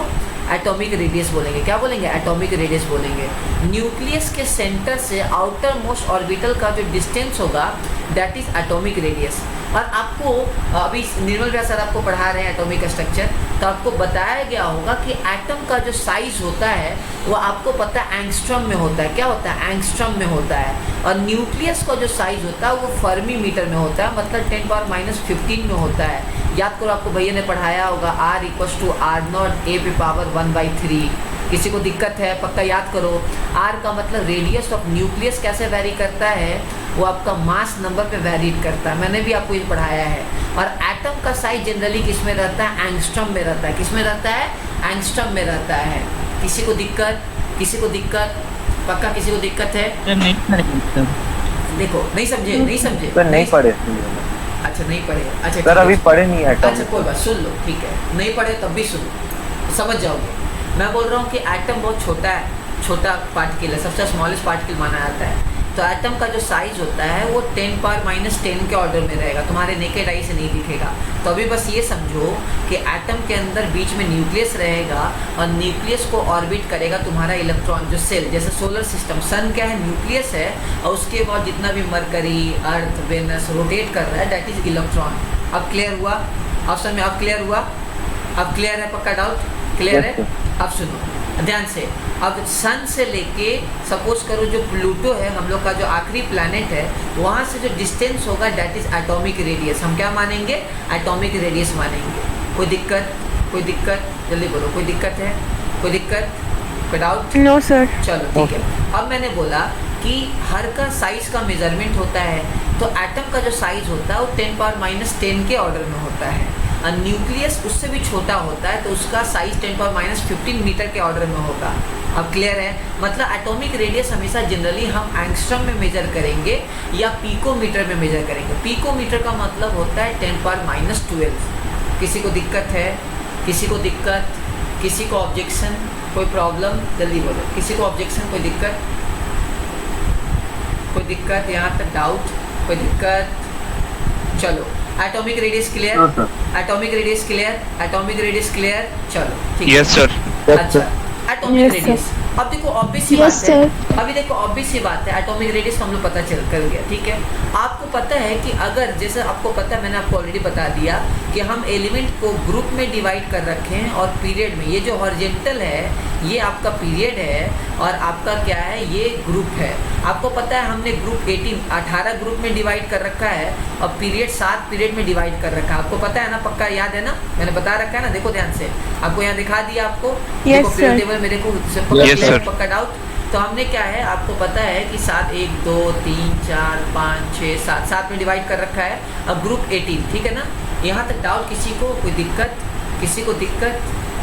चलो अब मैं बताऊं, अगर आप डाउन द ग्रुप आप जाते हो, अगर आप डाउन द ग्रुप जाओगे तो आपको पता है, सपोज करो लिथियम है, तो लिथियम का आखिरी इलेक्ट्रॉन किस में आ रहा है? 2s में आ रहा है। और सोडियम का आखिरी इलेक्ट्रॉन किस में आएगा? 3s में आएगा। किसी को दिक्कत? जल्दी बोलो, जल्दी बोलो, जल्दी बोलो। अच्छा, अभी देखो ध्यान से, देखो लिथियम का आउटर मोस्ट कॉन्फ़िगरेशन क्या है? 2s1। और सोडियम का क्या है? 3s1। देखो सेम तरीका फॉलो हो रहा है, सेम तरीका फॉलो। देखो सोडियम 3rd पीरियड में है और लिथियम 2nd पीरियड में है, तो बोल सकते हैं ऐसा कि हम इसको NS1 बोल सकते हैं। NS1 मतलब लिथियम 2nd पीरियड में इसलिए 2s1, सोडियम आपका 3rd पीरियड में इसलिए 3s1, आपका पोटासियम 4th पीरियड में इसलिए 4s1। किसी को दिक्कत है? जल्दी बताओ, किसी को दिक्कत है? जल्दी बोलो। मतलब इसके अंदर इसके अंदर 2nd सेल तक होगा, इसके अंदर 3rd सेल तक होगा, इसके अंदर 4th सेल तक होगा। किसी को दिक्कत? जल्दी बोलो, किसी को दिक्कत यहाँ तक? जल्दी बोलो, किसी को दिक्कत? जल्दी बोलो। No sir. अब मेरे को बताओ कि किसका साइज बड़ा होगा? ये आपका 2 ही सेल तक है, ये 3 सेल तक है, ये 4 सेल तक है, तो साइज किसका बड़ा होगा बच्चों? जल्दी बताओ, साइज किसका बड़ा होगा? जल्दी बताओ। मतलब अगर हम नीचे जाएंगे तो एटॉमिक साइज एटॉमिक साइज मतलब एटॉमिक रेडियस बढ़ेगा या घटेगा, जल्दी बताओ। एटॉमिक साइज बढ़ेगा या घटेगा, जल्दी बोलो। बढ़ेगा। क्यों बढ़ेगा बाबू, क्यों बढ़ेगा? क्योंकि सेल नंबर बढ़ रहा है। क्यों बढ़ रहा है? सेल नंबर बढ़ रहा है। क्यों बढ़ रहा है? सेल नंबर मतलब ऑर्बिट नंबर बढ़ रहा है, प्रिंसिपल क्वांटम नंबर। क्या या पक्का क्लियर है? सेल नंबर मतलब क्लियर है? किसी को डाउट, किसी को दिक्कत, किसी को दिक्कत? तो लिख लो, डाउन द ग्रुप क्या होगा? एटॉमिक साइज बढ़ेगा। क्यों बढ़ेगा? सेल नंबर बढ़ रहा है। क्या हो रहा है? सेल नंबर बढ़ रहा है। कोई दिक्कत, कोई दिक्कत? जल्दी बोलो, जल्दी बोलो, जल्दी बोलो। कोई दिक्कत, कोई दिक्कत? No sir, no sir. पक्का? चलो आगे आते हैं। चलो लेकिन अब यहाँ खेल समझते हैं। लिथियम है, बेरिलियम है, बोरोन है। अच्छा, लिथियम का इलेक्ट्रॉनिक कॉन्फ़िगरेशन 1s2 2s1। किसी को दिक्कत है मेरे भाई? जल्दी बोलो। किसी को दिक्कत है? जल्दी बोलो, जल्दी बोलो, जल्दी बोलो, जल्दी बोलो, जल्दी बोलो। अच्छा, बेरिलियम का एटॉमिक नंबर सॉरी तुम्हारा इलेक्ट्रॉनिक कॉन्फ़िगरेशन किसी को दिक्कत है? किसी को दिक्कत है? जल्दी बोलो। बोरोन का इलेक्ट्रॉनिक कॉन्फ़िगरेशन, बोरोन का इलेक्ट्रॉनिक कॉन्फ़िगरेशन किसी को लिखने में दिक्कत है तो मैं फिर से समझा देता हूँ। 1s 2s 2p 3s 3p 3d 4s 4p 4d। कैसे? अबाउट प्रिंसिपल ऐसे ऐसे करके लिखेंगे। पहले लोअर ऑर्बिट में इलेक्ट्रॉन एनर्जी में इलेक्ट्रॉन डालेंगे, फिर हायर ऑर्बिट में। किसी को दिक्कत? चलो अब यहाँ एक बहुत बड़ा सवाल है। आपको पता है कि न्यूक्लियस के अंदर क्या होता है बच्चों? न्यूट्रॉन प्लस प्रोटॉन होता है, और इसको ऑर्बिट कौन कर रहा है? इलेक्ट्रॉन ऑर्बिट कर रहा है। किसी को दिक्कत है? जल्दी बोलो, मेरे को बता दो जल्दी से। कोई दिक्कत? No sir, no sir. अच्छा, तो प्रोटॉन क्या है? पॉजिटिवली चार्ज है। No sir. अच्छा, प्रोटॉन क्या पॉजिटिवली चार्ज है, इलेक्ट्रॉन क्या नेगेटिवली। तो दोनों में कौन सा फोर्स होगा? जल्दी से मेरे को बता दो, दोनों में कौन सा फोर्स होगा बच्चों? दोनों में कौन सा attractive force. Electrostatic force of attraction. Electrostatic force, बिल्कुल बिल्कुल, दैट इज कूलम्बिक फोर्स और attraction force electrostatic force. Am I correct? किसी को दिक्कत है? पक्का क्लियर है? पक्का डाउट? मतलब न्यूक्लियस क्या करेगा? वो अपनी तरफ क्या करेगा? अट्रैक्शन फोर्स से उसको तानेगा, खींचेगा। सही है? किसी को दिक्कत है? किसी को दिक्कत है? क्लियर है? पक्का डाउट?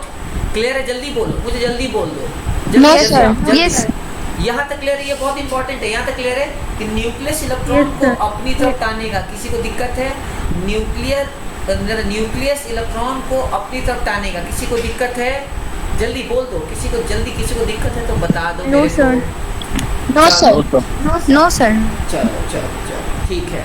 अच्छा, अब आते हैं धीरे धीरे मजेदार काम करते हैं।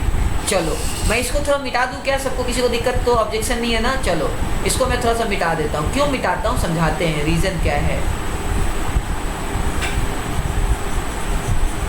आ रहा है मजा? सबको आ रहा है मजा? बहुत इंफॉर्मेशन मिल रहा है? चलो अच्छा, अरे मिल रहा है कि नहीं मिल रहा है भाई? हाँ तो बोलेगा। चलो yes sir, yes sir, yes sir. Lithium का बनाते हैं। देखो लिथियम का बनाते हैं। लिथियम के अंदर अच्छा बताओ, लिथियम का एटॉमिक नंबर क्या है? 3। इसका मास नंबर क्या है? 7। सबको पता है।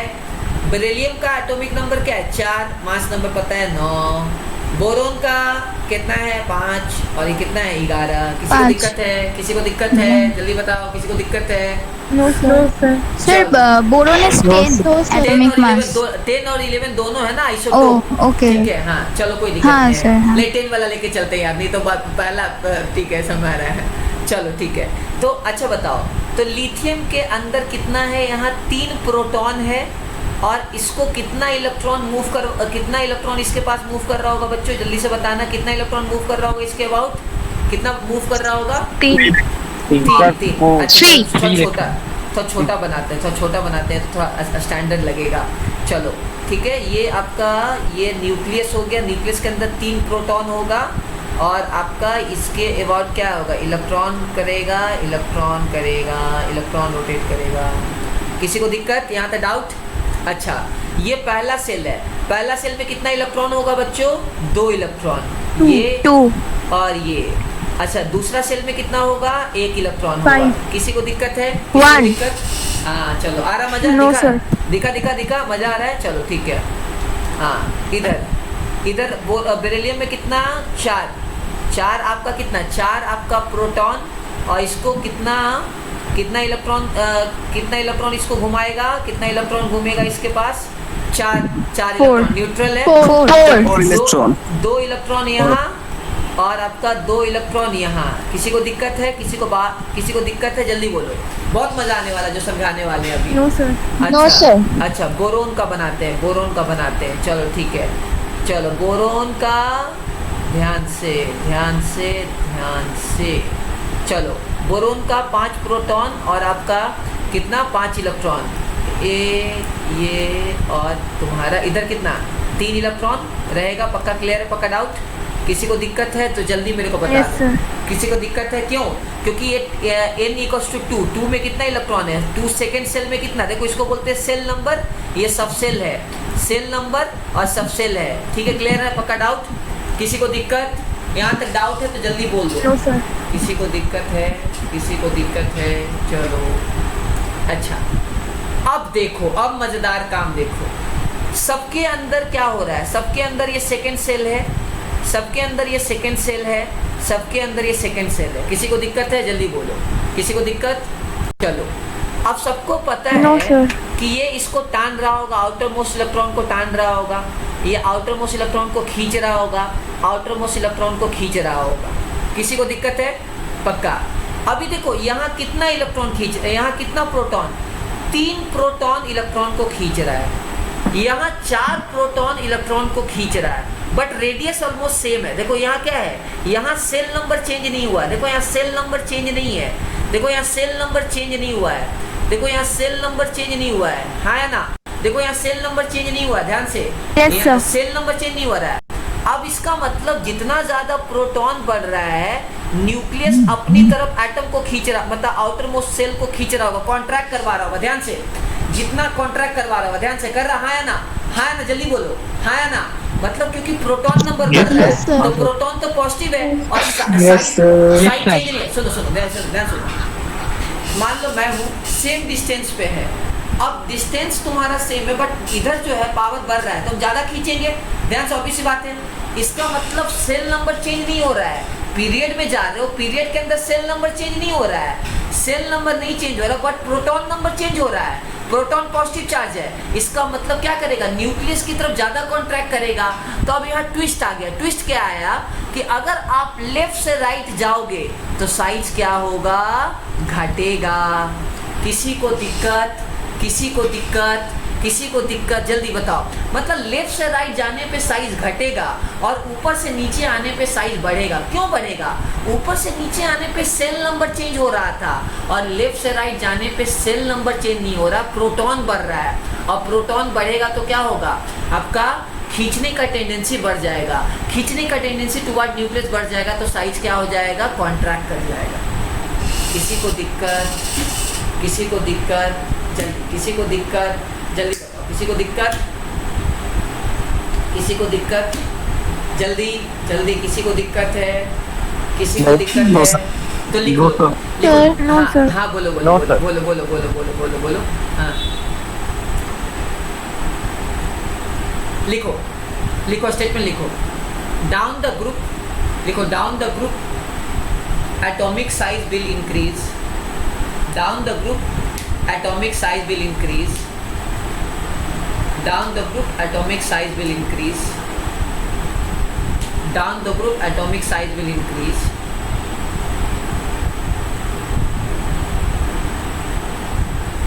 as cell number increases, as cell number increases, as cell number increases।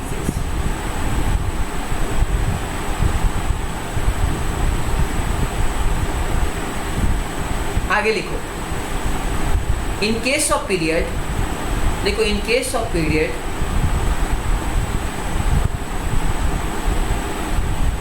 If we move from left to right, in case of period if we move from left to right, left to right,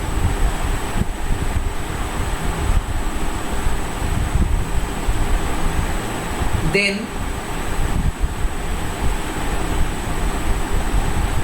atomic size will decrease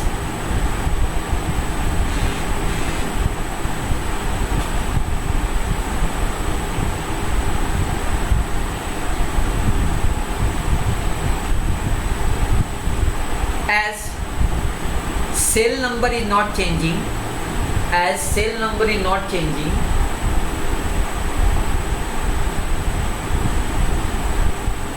and proton number is increasing, and proton number is increasing. That is why attraction force toward nucleus increases. Attraction force toward nucleus increases. अच्छा बताओ, तो अगर मैं size compare करूं, lithium, beryllium, boron, carbon, nitrogen, oxygen, fluorine, तो size किसका बड़ा होगा? लेफ्ट जैसे जैसे लेफ्ट जाएंगे साइज क्या होगा? जैसे जैसे लेफ्ट जाएंगे साइज क्या होगा? साइज क्या होगा? घटेगा। लेकिन मैं आपको, चलो यहाँ मैं आपको बहुत इंपॉर्टेंट हाईलाइट करने वाला हूँ। बहुत सारे बुक में ऑक्सीजन का साइज नाइट्रोजन से बड़ा कर देता है। ये गलत है, ये गलत है, ठीक है ना? ये गलत है, ठीक है ना? इसका रीज़न क्या है? इसका रीज़न बहुत ही सिंपल। बहुत सारे लोगों को लगता है कि ऑक्सीजन के अंदर बहुत ज़्यादा रिपल्सन हो रहा है, तो रिपल्सन होने की वजह से नाइट्रोजन से साइज बड़ा हो जा रहा है, बट ये चीज़ गलत है। सेंगेज में गलत लिखा हुआ है और एनसीईआरटी में 4 साल पहले गलत ग्राफ प्रिंट कर दिया गया था, जिसकी वजह से बहुत सारे टीचर के दिमाग में ये बात नहीं आया था। मेरा बहुत बुरा, मैंने एडवांस का भी 2 गलतियां पकड़ के मैंने वीडियो बनाया था, ठीक है, समय रहना। और एक क्वेश्चन को लेके तो मेरे एक सरकास के एचओडी है, उनसे काफ़ी बहस हो गई कि नहीं, मैंने बताया था कि आंसर ये होगा, बाद में आईआईटी ने वही आंसर दिया था, ठीक है ना? वो था, आपको गैस स्टेट में पढ़ाऊँगा, average speed, CRMS speed and most probable speed. इसको लेके वो जो एचओडी थे वो काफ़ी ज़्यादा टूट पड़े मुझ पर, बोले कि नहीं ऐसा नहीं होता है, बोले कि नहीं सर ऐसा होता है। तो कभी कभी बुक में भी गलतियाँ बहुत सारे रहते हैं। तो मैं आपको एनसीईआरटी का करेक्ट ग्राफ दिखाता हूँ स्क्रीन पे। देखो एनसीईआरटी का अभी जो करेक्ट ग्राफ है वो आप देखोगे तो आपको समझ में आएगा कि अभी एनसीईआरटी ने करेक्ट ग्राफ बनाया है, बट पहले एनसीईआरटी ने ना गलत ग्राफ बना के रखा था। पहले एनसीईआरटी ने क्या किया था? गलत ग्राफ बना के जो है वो रिप्रेजेंट किया था, ठीक है ना? तो ये बात थोड़ा सा आपको पता होना चाहिए कि इसको लेके थोड़ा सा कंट्रोवर्सी हो गया था। चलो देखो ध्यान से, आपको साफ दिख रहा है कि नाइट्रोजन का साइज देखो बड़ा है, फिर आपका ऑक्सीजन का छोटा, फिर फ्लोरीन का छोटा। दिख रहा है आपको? दिख रहा है ना स्क्रीन पे? दिख रहा है ना? अभी सही है? दिख रहा है? Yes sir. चलो मैं आपको ग्राफ भी दिखाता हूँ, चलो ठीक है, मैं आपको ग्राफ भी दिखाता हूँ।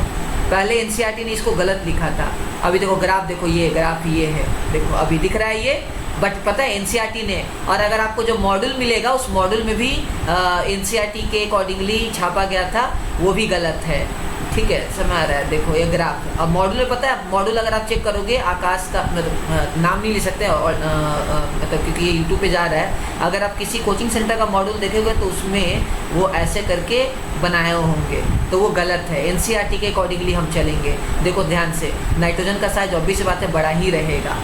किसी को दिक्कत, प्रॉब्लम, कोई प्रॉब्लम? क्लियर है? मिला इन्फॉर्मेशन? Yes, sir. मिला इन्फॉर्मेशन अच्छा खासा? क्लियर है? चलो Yes, sir. ये चलो अच्छे से याद होना चाहिए, ठीक है? 76 पिकोमीटर्स, और ये आपको अच्छे से याद रहेगा, तो आपको हमेशा जो है लाइफ टाइम तक याद रहेगा। किसी को दिक्कत है? क्लियर है? पकड़ डाउन? हाँ sir. Yes sir. Yes sir. अब देखो साफ दिख रहा है, सही दिख रहा है ना? यहाँ सही दिख रहा है ना? चलो ठीक है। अच्छा, तो यहाँ किसी को डाउट है तो मेरे को बता दो, किसी को डाउट है तो बोल दो मेरे को। किसी को डाउट है? किसी को दिक्कत है? किसी को दिक्कत है? चलो ठीक है, अभी हम लोग नेक्स्ट जो है वो हम लोग और पढ़ें, अभी ये करेंगे। चलो यहाँ तक किसी को डाउट है तो बताओ। तो डाउन द ग्रुप, जल्दी से बोलो, डाउन द ग्रुप साइज बढ़ेगा घटेगा? डाउन द ग्रुप साइज बढ़ेगा घटेगा? बढ़ेगा। बढ़ेगा। क्यों बढ़ेगा, क्यों बढ़ेगा, क्यों बढ़ेगा बच्चों, क्यों बढ़ेगा? Shell number Because number of shell increase हो रहा है। अच्छा। और लेफ्ट से राइट घटेगा। घटेगा। क्यों घटेगा? Because the number of shell remains same but the number of proton increases, so the attraction increases. बिल्कुल, वेरी गुड। चलो ठीक है, यहाँ तक क्लियर है। तो ये हमने एटॉमिक रेडियस डिस्कस कर लिया, एटॉमिक साइज। अब हम लोग जो है वो डिफरेंट टाइप के रेडियस पढ़ सकते हैं। एटॉमिक रेडियस हो गया, हम लोग फिर आधी बात पढ़ेंगे कोवलेंट रेडियस नाम का चीज़ होता है। नंबर ऑफ शेल आर हाँ, कोवलेंट रेडियस होता है, मेटालिक रेडियस होता है, वंडरवाल रेडियस होता है और आयनिक रेडियस होता है। तो ये 4 टाइप का रेडियस के बारे में हम लोग डिस्कस करेंगे। बट हम ये जो डिस्कशन है वो अभी नहीं करेंगे, नेक्स्ट क्लास में करेंगे, क्योंकि मैं हमेशा बिलीव करता हूँ सिलेबस कंप्लीट नहीं करना, तुमको सिखाना है। थोड़ा सा डिले हो जाए कोई ऑब्जेक्शन नहीं है, बट सीखना है, ठीक है ना? तो मुझे लगता है आज के लिए इन्फॉर्मेशन बहुत ज़्यादा सफिशिएंट है।